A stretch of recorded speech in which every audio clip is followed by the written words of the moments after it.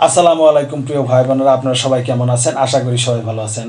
আজকে আপনাদের সম্মুখে এসেছি ফেসবুকের গুরুত্বপূর্ণ কিছু তথ্য দেওয়ার জন্য। আসলে বর্তমানে আনইউজুয়াল অ্যাক্টিভিটিস ফেসবুকে কন্টেন্ট ক্রিয়েটরদের জন্য খুবই গুরুত্বপূর্ণ একটি প্রকট আকার ধারণ করেছে। এই আনইউজুয়াল অ্যাক্টিভিটিসটি আসলে কি অনেকেই হয়তো জানেন, অনেকেই জানেন না। আনইউজুয়াল অ্যাক্টিভিটিসের মধ্যে ৬টি ধাপ খুবই গুরুত্বপূর্ণ।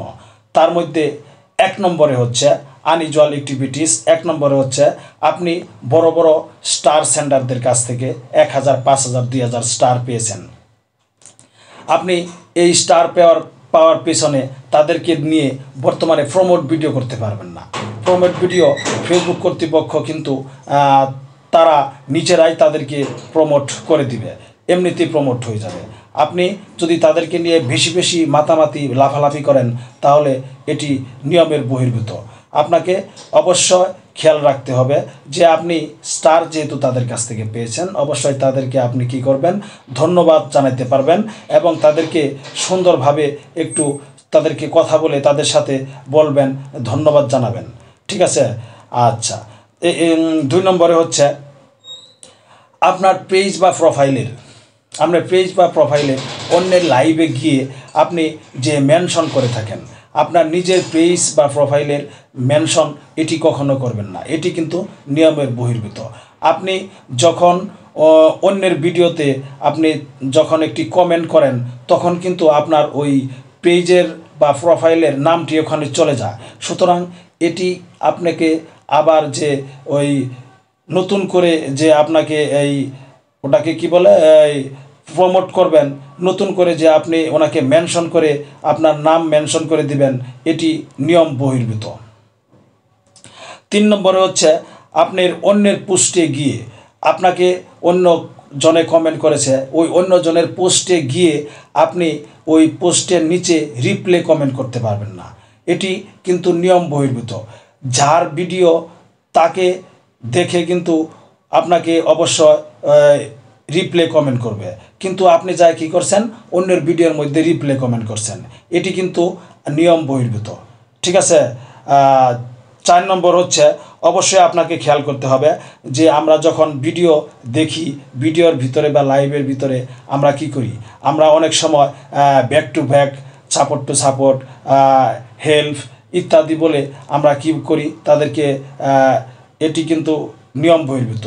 তাদেরকে কি করি, তাদেরকে আমরা সবসময় এগুলা বলে থাকি, back to back, support to support, এগুলা কোনো অবস্থাতেই করা যাবে না। ঠিক আছে? ৫ নম্বর হচ্ছে নিজের ভিডিও। অবশ্যই আপনাকে খেয়াল করতে হবে, নিজের ভিডিও যদি আপনি তৈরি করে থাকেন তাহলে অবশ্যই নিজের ভিডিও আপনি যখন নিজে প্লে করবেন, নিজের ভিডিও নিজে কখনো প্লে করা যাবে না। অবশ্যই আপনাকে খেয়াল করতে হবে নিজের ভিডিও কিন্তু নিজে প্লে করা যাবে না।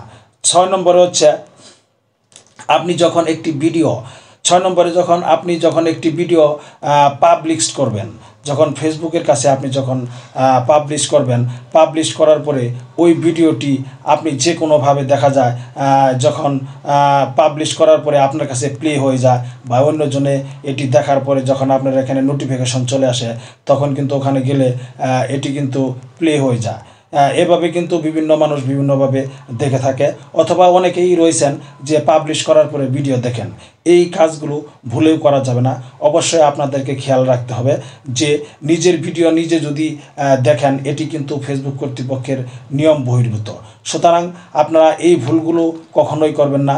অবশ্যই আপনাদেরকে খেয়াল রাখতে হবে যে ফেসবুক কর্তৃপক্ষের গাইডলাইন অনুযায়ী আমাদের কাজ না করলে, অবশ্যই এই ধাপগুলো মেনে না চললে আপনাকে আনইউজুয়াল অ্যাক্টিভিটিসের ভিতরে পড়তে হবে।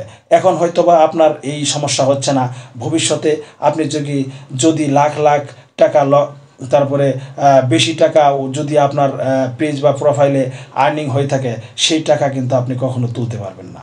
সুতরাং আনইউজুয়াল অ্যাক্টিভিটিসকে আপনারা অবশ্যই মূল্যায়ন করবেন, তাহলে অবশ্যই আপনারা দেখবেন আপনাদের খুবই একটি গুরুত্বপূর্ণ এটি তথ্য। আপনারা সবাই এটি মেনে চলার চেষ্টা করবেন। সবাইকে অসংখ্য ধন্যবাদ ও ভালোবাসা জানিয়ে ভিডিওটি শেষ করছি। দেখা হবে অন্য কোনো নতুন একটি ভিডিওতে। আল্লাহ হাফেজ।